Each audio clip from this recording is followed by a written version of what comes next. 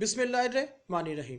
अस्सलाम वालेकुम प्यारे मुसलमान बहनों और भाइयों, उम्मीद करता हूँ आप सब लोग खैरियत से होंगे।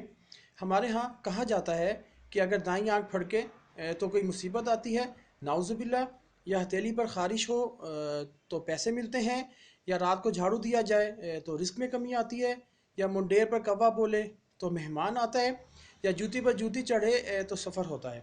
और ऐसी 1001 बातें और तोहमात हैं जो हमारे यहाँ पाई जाती हैं।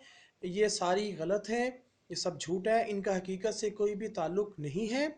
ये हमारे अपने बनाए हुए फतवे हैं जिनसे हम अपनी मर्ज़ी का मतलब अख़ज़ कर लेते हैं। याद रखें, मोमिन का अकीदा है कि सारा नफ़ा और नुकसान अल्लाह ताला के हाथ में है।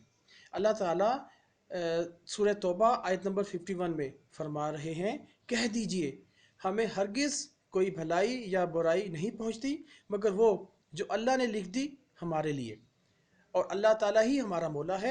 और अहले ईमान को चाहिए कि अल्लाह ताला पर ही भरोसा करें। हम लोगों को इन तोहमात और इन बदगुमानियों से बाहर निकलना चाहिए, क्योंकि इसकी वजह से हमारी डिटर्मिनेशन ख़त्म होती है, काम करने का इरादा ख़त्म होता है और हमारा ईमान कमज़ोर होता है।